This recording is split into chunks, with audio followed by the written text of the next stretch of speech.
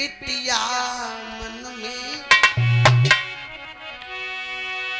और सोचने लगी बिटिया मन में और ये जीवन व्यर्थ जा रहा।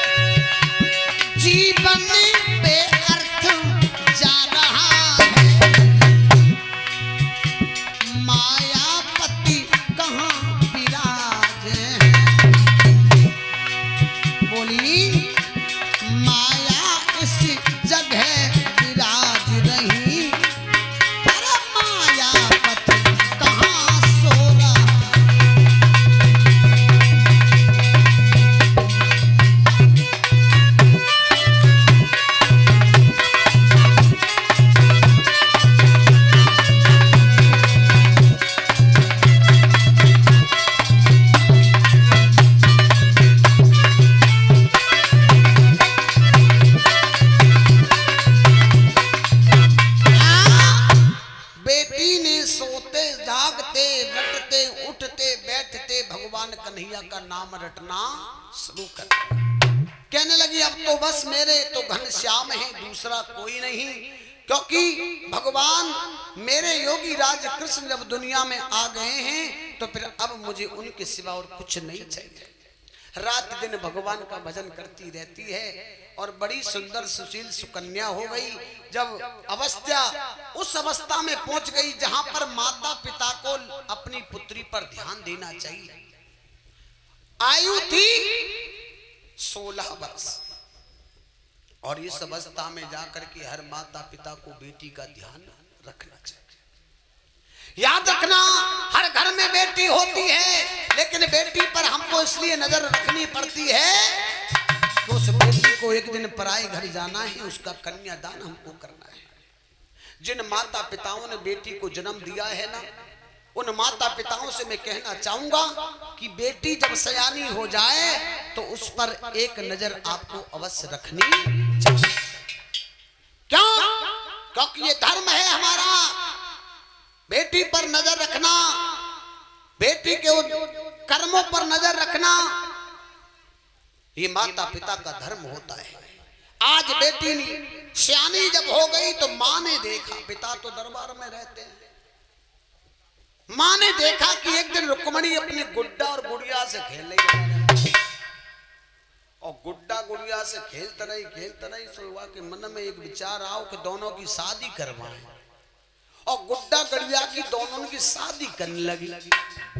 मैया ने खट पहचान लो कि अब जाओ, मतलब हमारी बेटी शादी लागा। अरे जिसने शादी के बारे में चर्चा शुरू कर दी समझ लो शादी के लायक। तो रुक्मणी को जब इस हालात में देखा है, मैया ने मन में विचार किया। क्या किया विचार?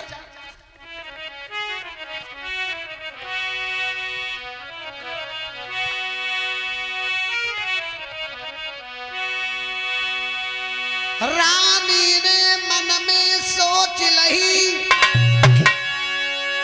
हर बेटी है गई सयानी है, बर योगी सुता भई है मेरी, और ये सोच रही मन रानी है।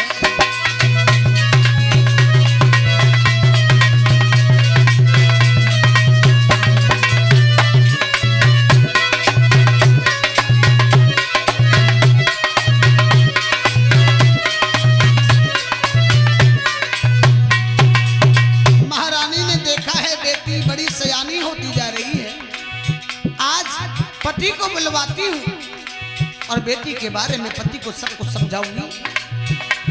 रानी ने मन में सोच ली, हो गई मेरी लली सयानी है, बर योगी सुता के दिखवाएगी। अरे सोच रही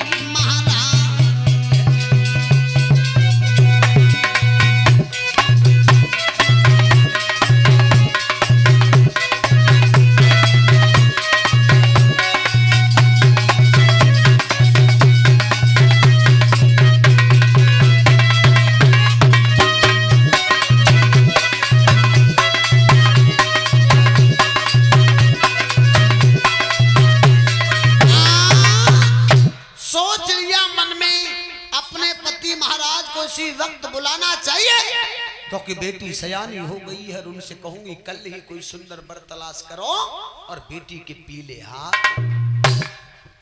फिर क्या महारानी को कहां चैन आने वाला था। बांदी को बुलाया। बांदी एक बात सुनो,